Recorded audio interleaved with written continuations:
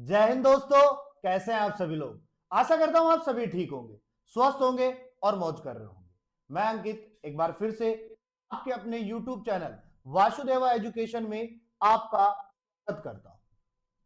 आज हम बात करेंगे zoology syllabus BSc fourth semester की, यानी फोर्थ सेमेस्टर के सिलेबस की चर्चा करेंगे। जूलॉजी की फुल कॉन्सेप्ट की बात करेंगे, किस प्रकार से सिलेबस आएगा, किस प्रकार से हमें पढ़ना है, सारी बातें करेंगे।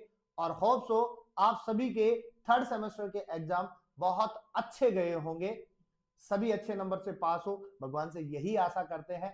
और जैसा हमने पेपर आपको दिया था वो पेपर आपको लगभग मिला था, और आगे भी हम इसी प्रकार से कोशिश करते रहेंगे, आपको ज्यादा से ज्यादा क्वेश्चन अटेम्प्ट करवाने की कोशिश करें। तो ज्यादा देरी ना करते हुए मैं यहां पर शुरुआत करता हूं। और जैसा कि हमारे पास में पिछली बार भी यही था और इस बार भी यही है, ज्यादा कुछ चेंजेस नहीं है, वही फोर्थ यूनिट हमारे पास में दे रखी है। 4 यूनिटों के साथ में हम शुरुआत करेंगे पूरे चैप्टर की, पूरे वीडियो की 4 यूनिटों के साथ में हम शुरुआत करेंगे। 4 यूनिटों में क्या क्या दे रखा है उनका डिस्कशन करेंगे। और आप लोगों के लिए एक सबसे बढ़िया बात यह है बेटा, सबसे बढ़िया बात यह रहेगी आज की आपकी, कि इस बार जो आपका सिलेबस है वो आपने 11th और 12th क्लास में बखूबी पढ़ रखा है। और जो नीट की तैयारी कर रहे हैं बच्चे, उनके लिए तो ये और भी अच्छा रहेगा। क्यों? क्योंकि नीट के अंदर ये सारी चीजें वो विद कॉन्सेप्ट पढ़ के आते हैं और उनको केवल वहां पर चिपकाना होगा पेपर के अंदर। तो ये सिलेबस उनके लिए बहुत ही अच्छा रहेगा। लेकिन कॉलेज में जो बच्चा पढ़ रहा है उनके लिए भी अच्छा रहेगा, क्योंकि 11th 12th तो वो भी पढ़ के आए ही है। बस ये है कि उनका थोड़ा साथ छूट गया, उस साथ को हम लेकर आएंगे और साथ में जोड़े रखने की कोशिश करेंगे। तो सबसे पहले शुरुआत करते हैं यूनिट फर्स्ट की। और यूनिट फर्स्ट की हम शुरुआत करें तो 11th क्लास का एक चैप्टर है, वहां पर दे रखा है इंट्रोडक्शन टू सेल, यानी कि कोशिका की प्रस्तावना, कोशिका के बारे में हमें बताना है। कोशिका क्या होती है, कोशिका खोज किसने की, मृत कोशिका खोज, जीवित कोशिका खोज, या कोशिका सिद्धांत किसने दिया, आधुनिक कोशिका सिद्धांत किसने दिया, कोशिकाएं कितने प्रकार की होती है, ये सारी प्रस्तावना की हम बात करेंगे। जिसमें हमारे पास में कोशिका की मॉर्फोलॉजी रहेगी, आकार की संरचना की बात करेंगे, कोशिका के साइज की बात करेंगे, कोशिका के शेप की बात करेंगे, आकार व आकृति की बात करेंगे, कैरेक्टरिस्टिक्स यानी लक्षणों की बात करेंगे, कोशिका की संरचना की बात करेंगे, प्रोकैरियोट्स और यूकैरियोट्स कोशिकाओं की बात करेंगे, एनिमल कोशिकाओं के लिए कि प्रोकैरियोट्स और यूकैरियोट्स। हमें पता है प्रोकैरियोट्स मोनेरा के लिए यूज में होता है, यानी कि जीवाणुओं के लिए, और यूकैरियोट्स जो होता है वो एनिमल्स के लिए। तो वो सारी बातें करेंगे। इसके अलावा idea of virus and cell theory, कोशिका सिद्धांत की बात करेंगे, वायरस की बात करेंगे। जो कोशिका वायरस जो है वो कोशिका सिद्धांत को नहीं मानती है, क्यों नहीं मानती है, वो टोटल डिस्कशन इन चैप्टर्स में हम करेंगे। तो यूनिट फर्स्ट का पहला टॉपिक जो रहेगा आपका बेटा वो ये रहेगा। वहीं अगर सेकंड चैप्टर की बात करें, सेकंड चैप्टर क्या रहेगा आपका, प्लाज्मा मेम्ब्रेन रहेगा, कोशिका झिल्ली रहेगी या प्लाज्मा झिल्ली रहेगी, या तो कोशिका झिल्ली बोल दे हम इसको, या प्लाज्मा झिल्ली बोल दे, या सेल मेम्ब्रेन बोल दे। तो प्लाज्मा झिल्ली की बात करेंगे। प्लाज्मा झिल्ली में हम किसकी बात करेंगे, कंपोजिशन फ्लूइड मोजेक मॉडल, यानी कि प्लाज्मा झिल्ली के लिए कौन कौन से मॉडल दिए गए थे उनकी बात करेंगे। प्लाज्मा झिल्ली के लिए एक अपने पास में लिपोइडल मॉडल दिया गया था, जिसे ओटोन ने दिया था, लिपिड से बना हुआ था, जो कम मान्य हुआ था, मान्य ही नहीं किया गया था। फिर सैंडविच मॉडल था, फिर गुलाब जामुन यानी फ्लूइड मोजेक मॉडल था।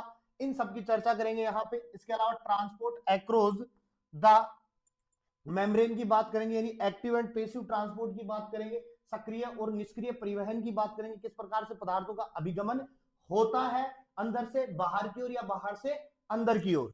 इसके अलावा हम बात करेंगे फैसिलिटेड ट्रांसपोर्ट यानी उत्सर्जित पदार्थों की बात करेंगे। इसके फ्यूजन की बात करेंगे, विसरण विधि की बात करेंगे। इसके अलावा ओस्मोसिस प्राशन की प्रक्रिया की भी बात करेंगे। तो ये हमारा यूनिट फर्स्ट का सेकंड टॉपिक रहेगा, ठीक है। इसके बाद में बेटा हम बात करें यूनिट फर्स्ट के तीसरे टॉपिक की बात करें तो यहां पर हम सेल ऑर्गेनल्स की बात करेंगे। सेल ऑर्गेनल्स का मतलब यहां पर कोशिका अंगों का जिक्र करेंगे।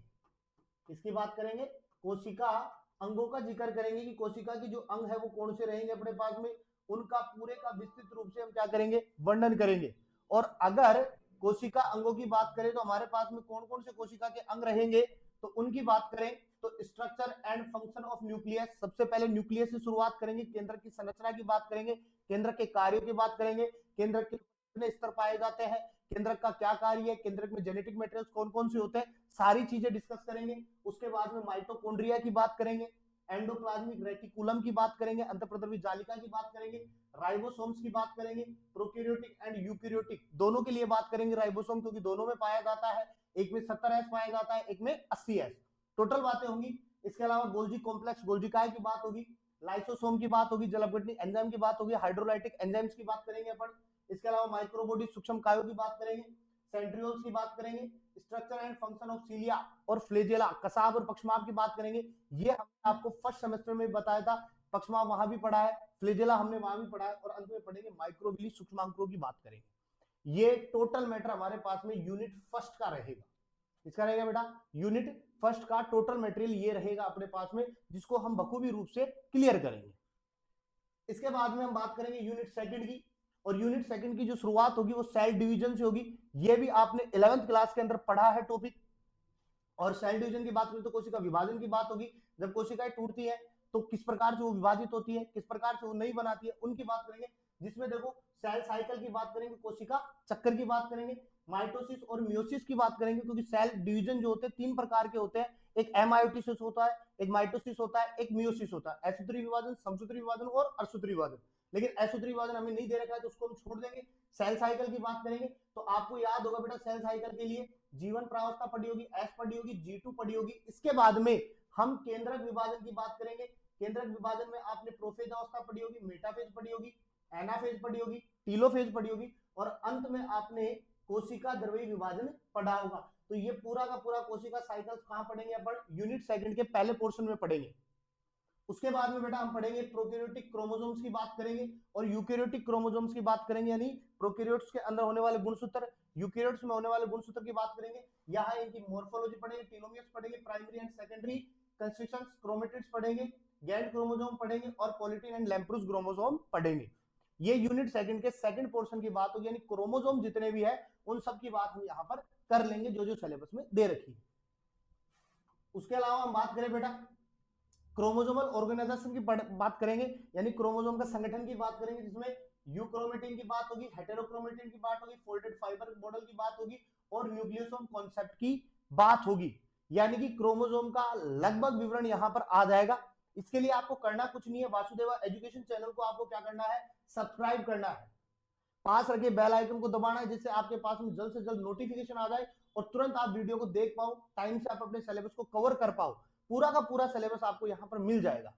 इसके अलावा हम बात करेंगे सेल यानी कोशिका के लिए कोशिका जंक्शंस की बात करेंगे। कोशिका जंक्शन मतलब कोशिका की संधि स्थलों की बात करेंगे, जिसमें स्ट्रक्चर एंड फंक्शन पढ़ेंगे, टाइट जंक्शन पढ़ेंगे, डेस्मोसोम्स पढ़ेंगे, गैप पढ़ेंगे और जंक्शन पढ़ेंगे। ये पूरा का पूरा जंक्शन है संधि स्थलों की बात हम कहाँ करेंगे? यहाँ करेंगे। वासुदेव एजुकेशन चैनल पर आपको सब कुछ मिलेगा। आप अपना साथ बनाए रखें हमारे साथ में, आपको बहुत कुछ यहाँ पर मिलेगा। इसके साथ में बेटा हम बात करें यूनिट थर्ड की। यूनिट थर्ड में हम आ जाएंगे फिर जेनेटिक्स में। यूनिटिक्स में किसमें आ जाएंगे बेटा? जेनेटिक्स में आ जाएंगे, और फिर हम 11 से अब आ जाएंगे 12th क्लास में। किसमें आ जाएंगे? 11 से 12th क्लास में आ जाएंगे। वहां पर आपके पास में इनहेरिटेंस नाम से, वेरिएशंस नाम से टॉपिक हुआ करते थे। मेंडल आपने पढ़ा होगा, तो मेंडल्स लॉ ऑफ इनहेरिटेंस पढ़ेंगे, जिसमें प्रिंसिपल ऑफ सेग्रेशन रहेगा, इंडिपेंडेंट असेसमेंट रहेगा, डोमिनेंस रहेंगे, मेंडेलियन जेनेटिक्स इन ह्यूमंस रहेगा, वैरायटी ऑफ जीन एक्सप्रेशंस मॉडिफर्स रहेगा, इसके अलावा सुप्रेसर्स रहेंगे, इसके अलावा प्लेटोपिक जीन रहेगा, मल्टीपल एलिल्स रहेंगे, इंटरेक्शन ऑफ जीन एपिस्टेटिस रहेगा, कंप्लीमेंट्री जीन डुप्लीकेट जीन की बात करेंगे। यानी कि मेंडल के जो नियम थे उन सब की यहाँ पर चर्चा हम करेंगे यूनिट थर्ड के पहले टॉपिक में। इसके बाद में बेटा हम बात करें, उसके बाद में बेटा हम बात करेंगे यहाँ पे यूनिट थर्ड के ही दूसरे टॉपिक में लिंकेज की बात करेंगे। लिंकेज में हम लिंकेज की डेफिनेशन पढ़ेंगे, कपलिंग पढ़ेंगे and replication hypothesis, linkage group, crossing over पढ़ेंगे, इसमें मैकेनिज्म एंड थ्योरी पढ़ेंगे, स्ट्रक्चर एंड क्रोमोसोम पढ़ेंगे, एक्स्ट्रा क्रोमोसोमल इनहेरिटेंस, माइटोकॉन्ड्रिया और प्लास्टिड्स की बात करेंगे। यानी कि एक्स्ट्रा क्रोमोसोम्स की बात करें तो माइटोकॉन्ड्रिया और प्लास्टिड्स में क्या पाए जाते हैं? गुणसूत्र पाए जाते हैं। उन सब की क्या करेंगे? चर्चा करेंगे। थर्ड टॉपिक की बात करें तो म्यूटेशन रहेगा। म्यूटेशन उत्परिवर्तन बात होगी, सडनली चेंजेस की बात होगी, जिसमें अपन इसकी डेफिनेशन पढ़ेंगे, basic concept also included, types पढ़ेंगे। इसके अलावा mechanism of mutagenesis, base analogous, nitrous acid, hydroxyl amine, alkylating actinides, UV light, ultraviolet rays, इन सब की हम बात करेंगे यहाँ पर, क्योंकि अल्ट्रावायलेट रेज जो होती है म्यूटेशन करने के लिए बहुत होती है। एक चीज याद रखना बेटा, अल्ट्रावायलेट रेज जो होती है वो 3 टाइप्स की होती है, अल्ट्रावायलेट ए, अल्ट्रावायलेट बी और अल्ट्रावायलेट सी। अब ये जो अल्ट्रावायलेट हम जो ऑब्जर्व कर रहे हैं वो अल्ट्रावायलेट होती है, और ये जो ए है ना इतना नुकसान नहीं करती है, लेकिन अगर गलती से बी और सी आ जाए ना तो हमारे पूरे जेनेटिक सिस्टम को चेंज कर सकती है, हमारे जेनेटिक सिस्टम में सडनली चेंजेस ला सकती है, डीएनए के अंदर विकार उत्पन्न कर सकती है, डीएनए के हाइड्रोजन बंधों को तोड़ सकती है। तो अल्ट्रावायलेट रेज जो होती है ना बेटा बहुत ही घातक होती है, लेकिन अब जो ऑब्जर्व कर रहे हैं वो इतनी घातक नहीं है, वो अल्ट्रावायलेट ए है, नॉर्मल होती है। क्लियर बात है। इसके बाद में हम बेटा बात करें जेनेटिक डिसऑर्डर्स की बात करेंगे, यानी जेनेटिक्स डिसऑर्डर विकार में क्या क्या आता है, तो डाउन सिंड्रोम की बात होगी, टर्नर सिंड्रोम की बात होगी, क्लाइनफेल्टर सिंड्रोम की बात होगी, कलर ब्लाइंडनेस की बात होगी, हीमोफीलिया की बात होगी और फेनिलकीटोनुरिया की बात होगी। ये हमारे पास में थर्ड यूनिट का चैप्टर रहेगा बेटा। इसके बाद में हम फोर्थ यूनिट में प्रवेश कर जाएंगे और फोर्थ यूनिट यहां पर बायोटेक में आ जाएगी। किसमें आ जाएगी बेटा, बायोटेक्नोलॉजी के अंदर आ जाएगी, क्योंकि अगर हम बात करें तो फर्स्ट यूनिट हमारी सेल के अंतर्गत थी, सेकंड भी सेल के रिलेटेड थी, थर्ड यूनिट जेनेटिक्स में आ गई और फोर्थ यूनिट किसमें आ जाएगी बेटा अपने पास में बायोटेक में आ जाएगी।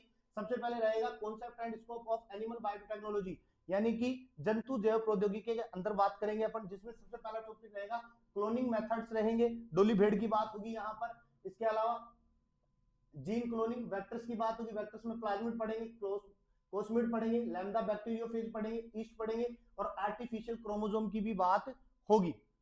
इसके अलावा हम बात करें एनिमल एंड सेल कल्चर की बात होगी, जंतुओं की कोशिका संवर्धन की बात होगी, जिसमें अपन इक्विपमेंट पढ़ेंगे, मेटेरियल्स पढ़ेंगे एनिमल कोशिका कल्चर के लिए, एप्लीकेशन ऑफ कल्चर और टेक्निक्स पढ़ेंगे, जिसमें recombinant DNA technology and it's applications पढ़ेंगे। तो यूनिट 4 के सेकंड चैप्टर यानी कंप्लीटली एनिमल बायोटेक की बात करेंगे। यहाँ पर प्लांट बायोटेक से कोई रिलेशन नहीं रहेगा अपना, अपन केवल एनिमल बायोटेक की बात करेंगे।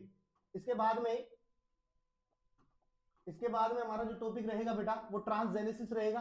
ट्रांसजेनेसिस में मेथड पढ़ेंगे, प्रोडक्शन पढ़ेंगे, ट्रांसजेनिक एनिमल्स की बात करेंगे, एप्लीकेशन ऑफ बायोटेक की बात करेंगे, जिसमें स्टेम सेल्स की बात होगी, types and their application. Stem cell से याद आता है कि आपने सेकंड सेमेस्टर के अंतर्गत भी स्टेम सेल्स का हमने जिक्र किया था, वहां पढ़ाया था। और उसके बाद में हमारी डेयरी बायोटेक्नोलॉजी रहेगी, यानी कि डेयरी जैव प्रौद्योगिकी की बात करेंगे, जिसके अंदर food, drink, dairy biotechnology, outlining fermented food production, dairy products, wine, beer, vinegar and food preservation रहेगी। ये सारे अपन बात करेंगे। तो ये हमारे पास में चैप्टर रहेंगे अपने, और इस प्रकार से अपन एक एक चैप्टर्स, एक एक यूनिट या कहें तो एक एक पोर्शन को हम यहां पर क्या करेंगे, कंप्लीट करेंगे। एक बार एक एक का एसएस ले लो, आप स्क्रीनशॉट ले लो, जिससे आपके पास में सेव हो सके। एक एक का आप स्क्रीनशॉट ले लो, कॉपी के अंदर नोट कर लो, और आपको पूरा का पूरा मेथड यहां पर अवेलेबल हो जाएगा।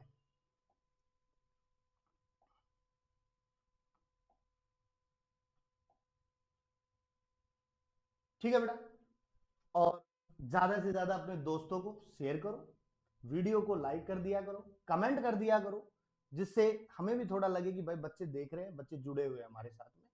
तब तक के लिए मुस्कुराते रहो जीवन में।